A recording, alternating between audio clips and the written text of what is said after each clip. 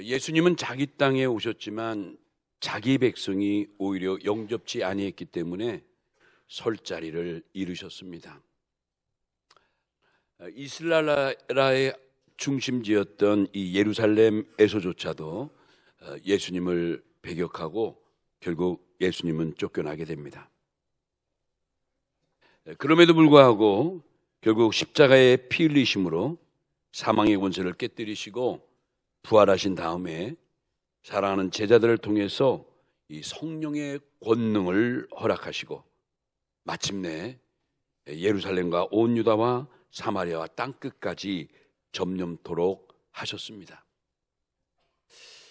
결국 예수님은 생전에는 많은 고통과 어려움이 있었지만 십자가의 사건을 통해서 승리하는 놀라운 역사를 우리의 역사를 통해서 또 교회사를 통해서 보여줍니다.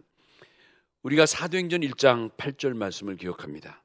오직 성령이 너희에게 임하시면 너희가 권능을 받고 예루살렘과 온 유대와 사마리아와 땅끝까지 이르러 내 증인이 되리라 하시니라. 이 말씀이 마침내 온전히 이루어짐을 받은 거죠. 여러분, 이 아침에 우리 한번 생각할 것은 만일 우리가 전도하지 않으면 어떻게 됐을까? 내 개인도 우리 교회도 우리 나라도 이렇게 만일 전도하지 않았다면 어떻게 됐을까요? 뭐 상상하기도 힘들죠. 교회가 이렇게 온 땅에 부흥할 수도 없고 또 우리 교회만 해도 이렇게 또 성장하기도 힘들고 우리 자신들도 그렇죠. 여러분, 성경에는 전도하지 않는 그 핏값을 우리들에게 찾겠다는 섬찟한 말씀도 있어요. 이 말씀이 구약의 에스겔서에 나오는데요. 에스겔서 3장 17절로 21절에 보면 이런 말씀이 있어요. 하나님이 여러분과 나를 이 시대의 파수꾼으로 세우셨는데 그럼에도 사명을 감당치 못하고 이 복음의 말씀을 전하지 아니하면 그거로 인해서 많은 악인들이 아무것도 모르고 죽어간다는 거예요. 근데 그 많은 사람들이 죽어가도록 무심했던 우리들에게 반드시 책임을 묻겠다는 거예요. 왜 전도 안 했느냐? 왜 예수 그리스도를 증거하지 않았느냐? 왜 하나님의 구속의 복음을 전파하지 않았느냐? 반드시 우리에게 책임을 묻겠다는 경고의 말씀이 있어요. 무서운 말씀이기도 하죠. 내가 살기 위해서라도 또 우리 교회가 살아남기 위해서라도 이 나라 이민족이 세계 열방 가운데 그래도 영향력을 가지고 선도하기 위해서는 정말 열심히 복음을 전해야 된다는 거예요. 할렐루야. 저는 오늘 특별히 전도에 관해서 몇 가지 대지를 구분해 봤습니다. 그중에 첫 번째가 교회의 과제는 예수님의 마지막 명령에 순종하는 것이다 라는 겁니다. 교회가 마땅히 해야 될 과제가 있는데 그 과제 중에 예수님의 마지막 명령에는 우리가 절대 순종해야 한다, 그 뜻이에요. 이제 교회는 예수님이 부활 승천하신 후에 이 땅에 세워진 하나님의 놀라운 역사입니다. 이때 세워진 교회가 점점 확대되면서 성도들의 교제와 또 하나님에 대한 예배와 영적인 훈련 등 여러 가지 과제들을 갖고 있었습니다. 그런데 그 많은 과제 가운데 가장 중요한 과제는 바로 주님이 마지막 명령에 절대 순종하는 것이라는 것을 우리가 다시 한번 기억해야 됩니다. 자, 오늘 본문에 이제 마태의 28장 그 18절로 20절 말씀인데 이 말씀이 예수님의 마지막 말씀이라 이렇게 이제 우리가 보고 있죠. 그래서 이 말씀을 우리는 예수님의 지상 대명령 이렇게 이제 우리가 붙인 거예요. 영어로 Great Commission이라고 하지, 위대한 명령이라. 그 본문의 가장 중요한 핵심이 너희는 가서 모든 족속으로 제자를 삼으라, 이 말씀이에요. 만방에 이르러 전도하라는 거죠. 그러므로 우리 교회가 마지막 해야 될 일, 주님께로부터 마지막 받은 과제는 뭐냐? 바로 이겁니다. 전도입니다. 여러분, 전도는 시대와 상황이 아무리 변하여도 언제나 변할 수 없는 교회의 가장 중요한 존재의 이유가 됩니다. 이 교회의 제1되는 목적이 있다면 그것이 바로 전도라는 거죠. 그렇기 때문에 교회가 전도하지 않으면 그 존재의 목적을 상실해 버리는 거예요. 예수님이 우리 교회에게 주신 마지막 지상 최대의 명령이 바로 땅끝까지, 바로 세상의 열방들에게 이렇게 그들을 가르치고 그들을 통해서 마침내 제자를 삼으라 하는 것이 예수님의 마지막 명령이기도 한 거예요. 자, 이런 면에서 이제 전도를 우리가 좀 정리해 보면, 전도는 뭔가 모든 인간을 사랑하시는 하나님의 구속사역에 교회가, 이 땅의 교회들이 적극적으로 능동적으로 참여해서 그 하나님의 사랑을 체험하고 또 그것을 많은 이들에게 전하는 거예요. 그런 많은 분들에게 하나님의 간절한 구원의 의지를 깨닫게 해주는 거예요. 이게 바로 전도예요. 두 번째, 전도란 뭔가 하나님의 사랑을 전해주는 거예요. 그렇죠? 전도란 하나님의 사랑을 전해주는 것이다. 죄로 인해 죽어가는 많은 사람들에게 예수님은 부활과 생명을 주셨습니다. 그리고 우리들에게 그 부활의 생명을 전하라고 하신 거예요. 하나님은 지금도 살아계셔서 우리와 함께 하시고 지금 이 순간에도 당신을 사랑한다는 것을 전하라는 거예요. 또 우리 사람은 한번 죽음으로 끝나는 게 아니라 우리는 영원히 죽지 않고 살 수 있다는 것을 전해주라는 거예요. 그래서 예수 믿고 이러한 영생복락을 누리고 구원받게 하라는 거예요. 예수 믿고 복받으라고 외치라는 거예요. 한마디로 아버지의 영원한 사랑을 그들에게 전하는 것, 이게 다른 한마디로 전도, 이렇게 말할 수 있는 거예요. 또 한 가지는 이 전도라는 것은 믿지 않는 자에게 나의 가슴 속에 있는 하나님의 뜨거운 사랑을 전하는 거예요. 여러분, 사실 이렇게 남에게 복음을 전하고 믿음을 전한다는 것은 내 마음이 뜨겁지 않으면 쉽지 않죠. 여러분, 전도가 의외로 쉽지 않아요. 전도하겠다는 마음을 먹어도 전도까지 행위가 이루어지기는 또 많은 어려움이 있어요. 그게 쉽지 않아요. 그래서 오늘도 이렇게 우리 새 가족이 등록하고 온 가족이 등록했을 때 또 전도하신 장로님, 함께 나오신 새 가족들 얼마나 감사한지 몰라요. 우리도 이렇게 감사하고 반갑고, 그런데 우리 하나님은 얼마나 기뻐하실까? 그렇죠?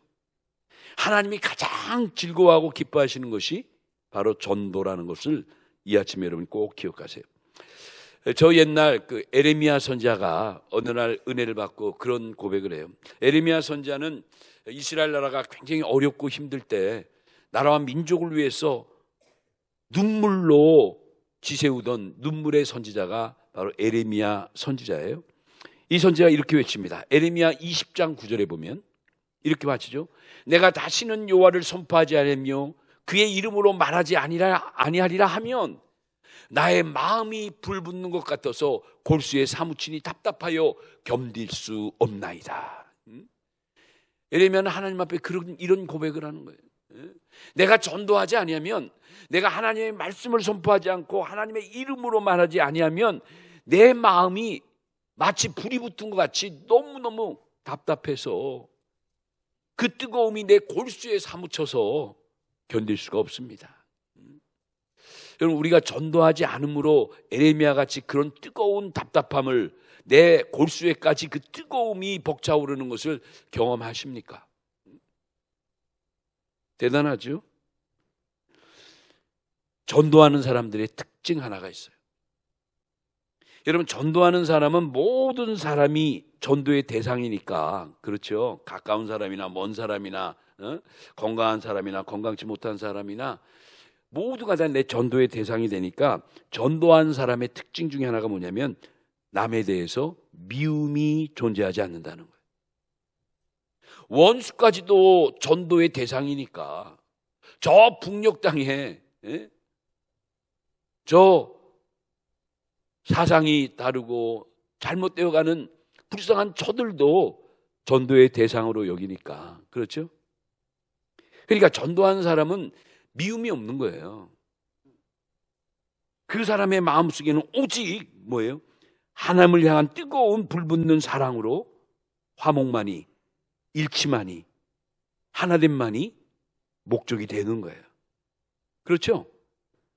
그러니까 전도의 의식이 살아있는 사람은 절대 남을 반목하거나 정죄하거나 쉽게 판단하거나 미워하지 않아요. 왜요? 내가 전도해야 되니까. 저는 우리 교회 모든 성도님들이 이런 전도 의식으로 충만해서 누구든지 미워하지 않고 또는 뭐 차별하지 않고 내 마음에 들든 알든 뭐 문화가 같든 안 듣든 뭐 이런 것보다도 어느 학교 나왔느니 어느 고향 출신이 이런 거 따지지 말고 정말 주님의 마음을 가지고 사랑하는 이 마음을 갖는다면 얼마나 교회가 아름답겠어요. 결국 이 전도란 게 뭡니까? 전도는 놀라운 하나님의 사랑을 상대방에게 선물로 주어서 하나님의 사랑에 확신을 갖게 해주는 것, 그 행위가 전도예요. 전도. 그러니까 전도는 얼마나 축복된 일이에요. 죽어가는 사람을 살려놓는데, 세상으로 빠져가는 사람을 돌이켜 하나님 앞으로 돌아오게 하는데 하나님이 얼마나 기뻐하시겠어요. 그들에게 예수님의 구속의 사랑을 전하고 하나님의 깊은 뜻을 전하고 하나님의 친백성으로 인도해서 이제 우리가 한 공동체 안에서, 한 교회 안에서 살아간다고 한다는 게 얼마나 가치 있는 일이고 보람 있는 일이고 기쁨이 넘치는 일이에요. 그러니까 여러분, 이 전도는 사실 내가 살고 우리 가정이 살고 우리 교회와 나라와 민족이 사는 길이 전도예요. 성경에 보면 언제가 가장 평안하고 하나님의 축복이 충만한가를 보니까 바로 그 나라나 왕이나 백성이 뭐 할 때? 하나님의 말씀을 열심히 외치고 하나님의 영광을 드높일 때 절대 평안의 축복이, 절대 부요의 축복이 임하는 걸 볼 수가 있어요. 놀라운 역사죠. 자, 이스라엘의 역사를 한번 보세요. 쭉 우리 뭐 남조 유다와 북조 이스라엘의 역사, 뭐 우리 구속사 같이 공부하면서 이스라엘의 역사에 대해서 우리가 꿰뚫어 보잖아요. 다윗 왕이 통일왕국을 이뤘는데 솔로몬 때 그만 범죄함으로 말미암아 솔로몬 아들 때 르호보암 왕 때부터 남북이 쪼개졌어요. 찢어졌어요. 이것도 하나님의 말씀이 경고한 거죠. 결국 솔로몬이 죄를 지음으로 말미암아 그 아들 때 결국 나라가 둘로 쪼개진 거예요. 이런 면에서 보면 이제 우리 대한민국도 남과 북으로 쪼개진 게 어떤 영적인 면에서 보면 우연이 아닌 거예요. 뭔가 우리의 선진들의 잘못됨이 이러한 그 비극으로 나타난 거죠. 그 이스라엘의 많은 왕들의 역사를 볼 때 여러분 우리가 평가할 수 있잖아요. 근데 이스라엘이 가장 잘 되고 국력이 강해지고 막강해질 때가 보면 하나같이 공통점이 하나님을 잘 섬기고 온 나라 백성들이 말씀으로 충만할 때 그런 복을 받아요. 여러분, 예수님이 마태복음 6장 33절에 그런 말씀하세요. 마태 6장 34절에 그런즉 너희는 먼저 그의 나라와 그의 의를 구하라. 그리하면 이 모든 것을 너희에게 뭐하라? 더하시리라. 먼저 그 나라와 그 의를 구하면 다 책임져 주겠다는 거예요. 이 전도는 나의 생활의 필수 조건이다. 전도만이 우리가 살고 교회가 살고 나라가 사는 길이다. 그러므로 이 전도는 내 가정뿐 아니라 내 교회에 또 우리나라에 엄청난 평안과 부요의 복을 실어주는 비결이라는 것을 우리가 깨달아야 돼요. 제가 성경적 근거를 댈게요. 신약의 누가복음 15장에 보면 잃어버린 양 한 마리를 찾는 참 안타까운 주인의 모습이 그려져 있습니다. 수많은 양들이 있는데 이제 해가 어두워서 집으로 가야 되기 위해서 양들을 다 불러 모으는 거예요. 숫자를 다 세봤더니 딱 한 마리가 빠진 거예요. 아무리 불러도 아무리 찾아도 눈에 보이질 않는 거예요. 그 많은 양 가운데 한 마리 그냥 잃어버리면 어때요? 곧 어두워지는데 남은 양이라도 빨리 데려가는 게 현명한 거 아닙니까? 그런데 그 주인은 그렇게 생각 안 하는 거예요. 그 많은 양들을 한 곳에 있게 하고 뛰어나가는 거예요. 이것저것 헤매면서 잃어버린 한 양을 찾습니다.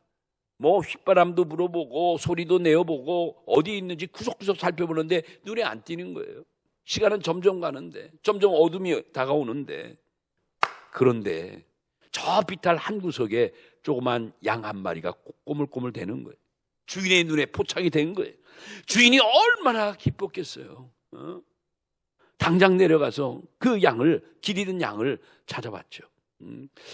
그런데 그 누가복음 15장 5절에서 6절 보면 그 잃어버린 양 한 마리를 찾은 주인의 그 심정을 너무 실감 있게 표현했어요. 그 누가복음 15장 5절로 6절 제가 한번 읽어드릴게요. 또 찾아낸즉 즐거워 어깨에 메고 집에 와서 그 벗과 이웃을 불러 모으고 말하되 나와 함께 즐기자 나의 잃은 양을 찾아내오노라 하리라.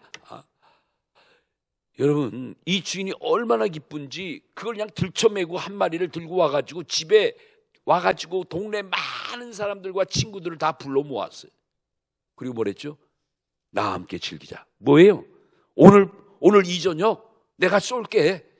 오늘 이 저녁 우리 마을 잔치를 벌이자. 잔치를. 왜요?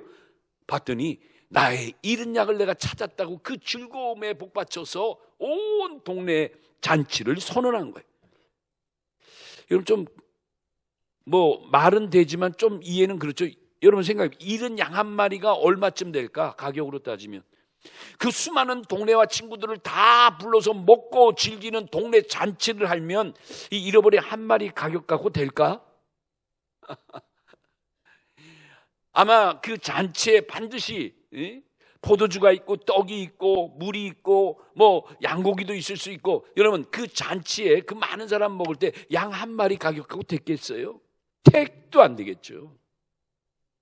그런데도 주인은 그 한 마리 찾은 기쁨에 온 동네방네에 그렇게 선포했어요.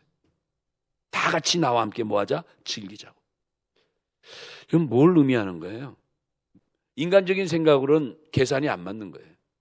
그 한 마리 양 버리고 오는 게 낫지. 뭔 동네 잔치를 해가지고 양이 더 많이 쓰일지, 얼마나 많은 음식이 들어갈지 모르잖아요. 이건 뭘 얘기하느냐? 여러분 성경은 이 말씀을 통해서 두 가지. 첫째, 전도하는 자가 받는 축복이 어떤가를 가리키는 거예요. 이 비유가, 잃어버린 양의 비유가 전도하는 자가 받는 축복. 또 하나, 전도하는 자의 삶의 여유의 축복. 삶의 여유의 축복. 아니 동네 사람 다 먹이려면 뭐 사람 여유가 없는 사람 같으면 힘들죠. 마음은 원이로 돼 안 되잖아요, 상황이. 그러니까 이 누가복음 15장을 통해서 우리에게 전해주고자 하는 영적인 메시지가 뭔가? 너희가 정말 열심을 다해 정성을 다해 생명 바쳐 전도해서 잃어버린 한 영혼을 하나님 앞에 데려오면 내가 너의 삶에 적어도 전혀 부족함이 없이 온 동네방네 사람들 모아놓고 잔치할 수 있도록 뭐한다? 그런 여유의 축복을, 그런 평안의 축복을, 기쁨의 축복을 주시겠다는 거예요. 그러니까 여러분 우리 전도할 만하잖아요. 내가 좀 잘 살고 뭐 넉넉하고 베풀고 뭐 이런, 우리 다 그렇게 하고 싶잖아요. 근데 상황이 안 되니까 안타까운데 여러분 전도하세요. 전도. 하나님 말씀 근거 삼아 우리가 전도하는 거예요. 전도. 아니 나도 잃어버린 한 양을 데려왔으니 정말 나도 먹고 마시고 온 교회와 함께 기뻐할 수 있도록 여러분 그렇게 전도하세요. 전도. 마지막 세 번째가 뭐냐면 전도하기 위해서는 성령 충만해야 된다는 거예요. 전도하기 위해서는 뭐가 충만해야 된다? 성령 충만해야 된다. 그러니까 전도가 쉽지 않다는 건 내가 전제해 드렸죠. 아무리 우리가 뭐 전도지 전도 물품 잔뜩 가지고 우리 어디에 저 건양대병원 앞에 관조동 또 우리 교회 아파트들 근처에서 열심히 전도해도 여러분 전도지는 한가마가 나가는데 그 다음 주에 오시는 성도들 쉽지 않죠? 녹록치 않아요. 정말 중요한 것 중에 하나는 진실된 전도를 하기 위해서는 뭐가 충만해야 된다? 우리 마음속에 성령이 충만해야 돼요. 그러니까 우리가 매일매일 기도하고 성령의 물을 지펴나가야 돼요. 할렐루야. 하나님의 능력을 구해야 돼요. 여러분, 다윗이 이런 그 기도를 하는 장면이 기억이 나는데, 다윗이 하나님이여 나에게 성령을 거두지 말라고 눈물로 기도해요. 나를 주 앞에서 내쫓지 마시고 주의 성령이 내게서 떠나지 않게 거두지 말게 하소서. 그러면 눈물 흘리면서 하나님께 기도하는 장면이 시편 51편에 나와요. 시편 51편 11절로 12절에 보면 그 말씀 있죠. 나를 주 앞에서 쫓아내지 마시며 주의 성령을 내게서 거두지 마소서. 여러분 한번 따라 합시다. 주의 성령을, 크게 하세요. 주의 성령을 내게 거두지 마소서. 여러분 이렇게 기도하신 적 있어요? 참 다윗은 그 진정 어린 그 마음을 읽을 수가 있어요. 주님이여 나를 주 앞에서 쫓아내지 마시며 주의 성령을 내게서 거두지 마소서. 그러면서 12절에 보니까 주의 구원의 즐거움을 내게 회복시켜 주시고 자원하는 심령을 주사 나를 붙드소서. 이 시편 51편이 다윗이 하나님 앞에 범죄하고 나서 그 죄의식 속에 이제 이런 고백을 한 거예요. 이게 여러분 우리도 이 다윗의 고백처럼 우리가 믿음 생활할 때 절대 성령을 근심하게 하거나 성령이 소멸되지 않도록 우리가 삼가 조심해야 돼요. 성령님이 우리 전도의 원동력이 될 줄로 믿습니다. 그러므로 우리 모두가 다 성령 충만을 추구해야 되는 거예요. 여러분 성령 충만이 왜 중요하냐면 물론 우리 모두가 성령을 받았죠. 성령이 내주하시고 내재하시죠. 그런데 성령의 내주와 성령의 충만은 조금 달라요. 그렇죠? 우리가 물을 한 잔 마신 거와 정말 부족함이 없도록 마신 건 또 다르죠. 성령 충만할 때 충만이란 그 원어가 영어로 fulfillment라는 단어를 쓰는데 fulfill, 꽉 찼다는 거야. 더 이상 한 방울도 더 첨가할 수가 없어요. 우리가 물을 이렇게 조심스럽게 컵에 끝까지 따라보죠. 그런 장난도 치잖아요. 언제 이게 흐트러질까? 한 방울, 두 방울, 세 방울 통. 바로 그 상태. 끝까지 무너지지 않는 그 상태를 이 바로 fulfill이라는 단어.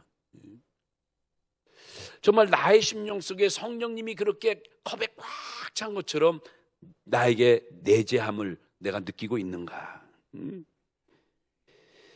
어떻게 보면 성령 충만함은 내 자신의 부끄러움을 보이지 않도록 준비하는 것과 똑같아요. 우리가 신앙생활할 때 왜 성령 충만이 그렇게 중요하냐면 성령 충만할 때 천하의 부끄러움이 없게 되기 때문에 그래요. 뭔가 하자가 생기는 것도 성령 충만의 문제가 있으니까 하자가 생기는 거예요. 그러니까 전도도 우리가 성령 충만한 성령의 권능을 받아서 자신 있게 복음의 말씀을 우리가 외칠 때, 그렇죠. 그럴 때 그 외침이 능력 있게 전파가 되는 거죠. 히브리 4장 12절에 말씀은 운동력이 있어서 좌우에 날샌 것보다도 예리해서 사람의 심은 골수를 쪼개나고 나오고 있죠. 하나님의 말씀이 생명력, 운동력이 있다는 거예요. 우리가 성령 충만히 받아서 이런 귀한 복음의 말씀을 전파할 때 역사가 일어나는 거예요. 그렇죠. 또 성령의 위로로 우리가 용기를 갖고 전도해야 되는 거예요. 전도는 자꾸 우리를 위축하게 만드는 부담이 있어요. 거룩한 부담이 있지만 이거 이겨내야 돼요. 그렇죠. 초대교회가 여러 가지 많은 어려움이 있었지만 그 많은 불이익과 핍박과 또 생명의 위협까지 느끼는 시대였는데도 불구하고 온 초대교회들이 마음이 하나 돼서 어떻게 했죠? 주님을 경외함과 성령의 위로로 온 교회가 충만했던 거예요. 아무리 교회에 대해서 손가락질하고 예수 믿는다고 돌을 때리고 붙잡아가고 한다 할지라도 초대교회는 모든 걸 극복해 나간 거예요. 이 말씀이 사도행전 9장 31절에 나와요. 사도행전 9장 31절 보면 그리하여 온 유대와 갈릴리아와 사마리아 교회가 평안하여 든든히 서가고 주를 경외함과 성령의 위로로 진행하여 숫자가 그 많은 교인 수가 더 많아졌대요. 그 핍박 중에 그 환난 중에 오히려 교회가 부흥한 거예요. 여러분 우리가 성령 충만 받지 못하면 무엇이 문제입니까? 성령 충만 받지 못한 결정적인 원인 중에 하나가 뭐냐? 기도하지 않는다는, 기도하지 않는다. 그러니까 여러분들이 이제 예수 믿은 지 30년 되고 교회 다닌 지 40년 되고 하다 하더라도 날이 가면 갈수록 왠지 내가 답답하고 컬컬하고 예전만 못하고, 물론 여러 가지 이유가 있지만 가장 큰 이유는 사실 누구에게 찾아야 된다? 내 자신에게 찾아야 된다. 내 자신. 성령 충만하지 받지 못한 첫 번째가 기도하지 않았다는 거예요. 말씀을 사모하지 않았다는 거예요. 하나님이 주신 직분의 뜻을 내가 망각하고 있다는 거예요. 여러분, 성령 충만히 받으면 어떻게 될까요? 성령 충만히 받으면, 성경은 이렇게 증거해요. 성령을 충만히 받으면 어떻게 돼요? 첫째, 두려움이 없어지고 영안이 밝아진대요. 영안이. 여러분, 우리가 살아가면 두려움이 막 엄습하죠. 요즘 세상은 정말 여러 가지 때문에 우리가 두려워하지 않을 수가 없어요. 너무 무서운 세상이잖아요, 지금. 요즘 뭐 카톡에 뭐 내가 전혀 원치도 않는 내 사진이 막 내 어떤 사적인 내용들이 막 공개가 돼가지고 전혀 예상치 않은 사람들한테 전화도 오고, 뭐 그거 한 30년 전 사진인데 한 20년 그게 어디서 나왔어요? 카톡에 돌아다녀요. 난 그런 건 조금 뭐가 좀 이렇게 좀 절제가 되고 정리가 좀 됐으면 좋겠어요. 요즘 또 뭐 자기 얼굴 하나 잘못 찍히면 그걸 가지고 별 오만 곳에서, 나도 모르는 곳에서, 저 지구 반대편에서 내 얼굴 가지고 별짓 다 한다죠. 정말 무서운 세상이에요. 스마트폰이, 휴대폰이 너무너무 중요하고 또 AI가 장착돼서 뭐 터치 하나만 하면 요즘 뭐 다 알잖아요. 아무리 어려운 논문도, 아무리 뭐 까다로운 주제도 AI에 딱 입력하면 뭐 그 자리에서 쫙 나오잖아요. 얼마 전에 어느 기관에서 뭘 이렇게 내는데 그 단서가 있어요. AI에 나온 대로 그대로 쓰면 빵점, 이렇게 나왔더라고. 요즘 그런 시대예요, 그런 시대. 이게 너무 두려운 세상인데, 그래도 우리가 두려움 없이 담대하게, 그리고 영안이 활짝 열려 이 어두운 세상을 밝혀 나가려면 어떻게 되는가? 성령의 충만함을 덧입어야 된다는 거예요. 할렐루야. 예, 그렇죠. 이런 그 성령의 충만함을 입을 때 우리에게는 딴 근심이 없는 거죠. 딴 근심. 주 안에 있는 나에게, 여러분, 주 안에 있는 나에게 무슨 딴 근심이 있어요? 근심 없어요. 그렇죠. 성령 충만해야 된다. 두 번째가 뭐냐면, 성령 충만해지면 성령님이 내 삶의 감독자가 되신다는 거예요. 성령님이 내 삶의 감독자가 되신다. 이 말씀이 사도행전 20장 28절에 있어요. 사도행전 20장 28절에 보니까, 여러분은 자기를 위하여 또는 온 양떼를 위하여 삼가라. 성령이 그들 가운데 여러분을 감독자로 삼고, 이런 말씀 있죠. 성령이 그들 가운데 여러분을 감독자로 삼는다. 제가 얼마 전에 새가족부에서 이 감독 얘기를 했어요. 영화 감독 이야기, 배너 이야기 하다가 그 유명한 그 우리 기독교 영화 배너, 그 배너의 그 장면이 나오는데, 그 주인공이 그 영화의 대본을 받았을 때 너무너무 감당하기 어려운 걸 느꼈어요. 마차를 타고 그냥 적군과 수십 대의 마차에서 막 생존의 기로에서 그 촬영을 하다 내가 떨어지면 그냥 말들에게 밟혀 죽고, 나는, 나 같은 놈은 이 영화는 도저히 내가 감당이 안 된다고. 시나리오 대본을 다시 감독에게 돌려줬어요. 난 이건 못합니다. 이러다 나 잘못하면 떨어져 죽고, 난 마차, 나 뭐 말 같은 거 이런 거 책찍 때리고 칼싸움하는 거 난 못합니다. 이 감독이 그 남자 주연한테 그런 얘기했죠. 아무 염려하지 말고 당신은 내가 하라는 대로 연기하면 됩니다. 절대 마차에서 떨어지거나 절대 칼에 맞거나 그러지 않습니다. 감독을 믿고 하라는 거죠. 그랬더니 불후의 명작이 나타났잖아요. 찰턴 웨스턴의 얘기예요.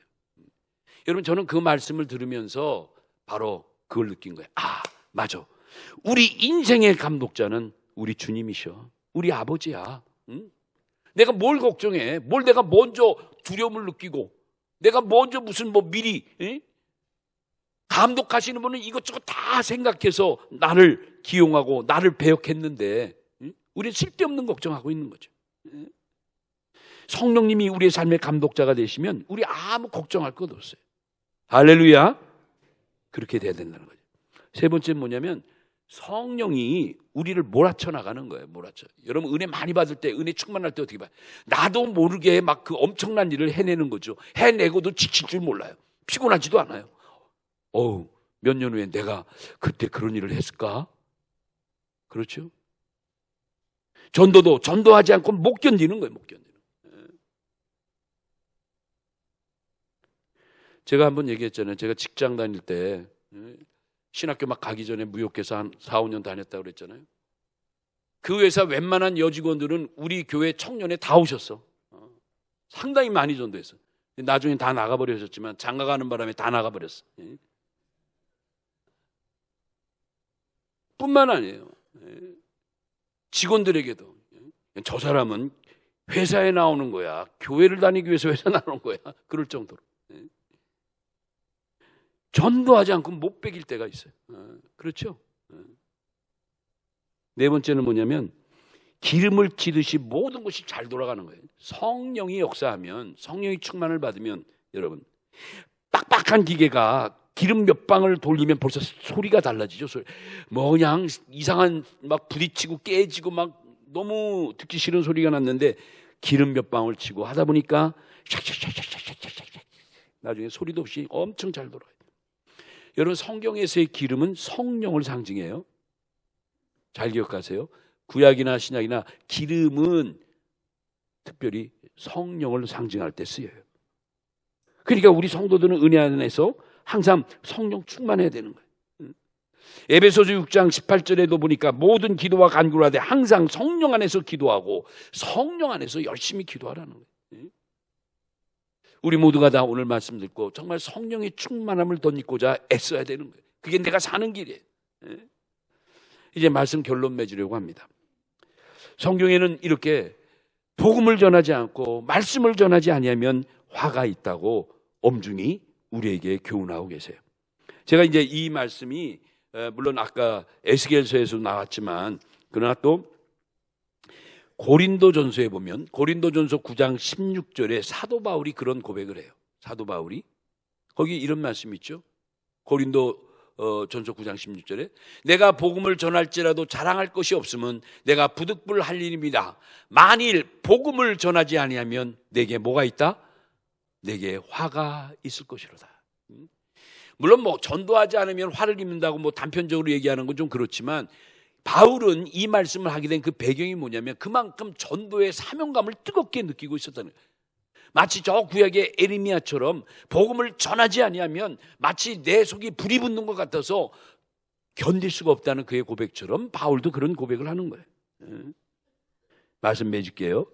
디도서 2장 14절에 보니까 하나님이 우리를 여러분과 나를 구원하신 것은 어떻게 하려고? 선한 일에 열심을 다하는 하나님의 친백성이 되게 하려고 나를 택하셨다는 거예요. 선한 일에 열심히 있는 하나님의 친백성. 여기 선한 일이 뭔가? 이 선한 일이 바로 전도예요. 전도. 그러니까 뭐냐? 바로 여러분과 나를 이 시대에 택하신 것은 전도하라고, 전도를 통해서 하나님의 친백성이 되게 하시려고 택하셨다는 거예요. 할렐루야. 오늘 이 말씀만큼은 꼭 기억해야 돼요. 그러니까 예수님도 하나님의 아들이자, 아니 그분이 곧 하나님이셨지만 대접받기 위해 오신 게 아니라 뭐 하기 위해서 오셨다? 전도하기 위해서 오셨다는 거예요. 전도. 마태복음 4장 17절 같은 데도 예수님이 공적 사역 첫 일성, 첫 설교 제목이 회개하라 천국이 가까웠느니라. 그러니까 예수님은 전도로 평생을 사시다가 아버지 앞에 가신 거예요. 오늘 우리도 이 땅에 보내심을 받은 것은 다름 아니라 뭐 하라고? 전도하라고 우리를 이렇게 귀한 축복을 주신 거예요. 금년 한 해가 이제 어느새 연말로 접어들어 갑니다. 오늘이 11월에 이제 네 번째 주일이니까 이제 한 달 남짓 금년 한 해 남았는데 아직도 시간이 있잖아요. 우리가 오늘 이 말씀 듣고 다시 한번 깨닫고 우리도 마음을 다하고 정성을 다해서 뭐 하자? 한 영혼이라도 우리가 전도하자. 우리 하나님 아버지께서 가장 기뻐하신 일이 뭘까? 뭐가 있어요? 저는 교회의 빈자리를 채워드릴 때, 내가 열심히 전도해서 한 영혼, 두 영혼, 많은 사람 전도해서 우리 교회의 빈자리를 채워드릴 때, 이때 하나님 아버지가 얼마나 기뻐하실까 한번 생각해 보세요. 아까 잃어버린 양 한 마리를 겨우 찾아왔을 때 그 주인이 온 동네 사람들, 친구들 다 불러가지고 오늘 밤 즐기고 먹고 마시자고 잔치를 선포할 때 그 심정, 그게 바로 하나님 아버지의 심정인 거예요. 여러분 꼭 기억하시기 바랍니다.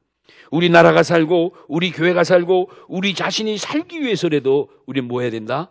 전도해야 된다는 거죠. 틈만 있으면, 할 수만 있으면 우리 말씀을 전하고 이웃을 일깨워 하나님 앞으로, 십자가 앞으로 나오게 해야 된다는 거예요. 오늘 이 아침에 주신 귀한 말씀 가지고 이 남은 한 해 동안 우리가 다시 한번 기도하면서 전도의 대상도 찾고 전도의 열심을 다해서 한 해가 가기 전에 한 영혼이라도 우리 교회 빈자리에 채워넣는 이런 복된 역사가 있으시길 바랍니다. 한 주가 더 귀한 말씀 갖고 승리하는 우리 모두 되시기를 예수님의 이름으로 축원합니다.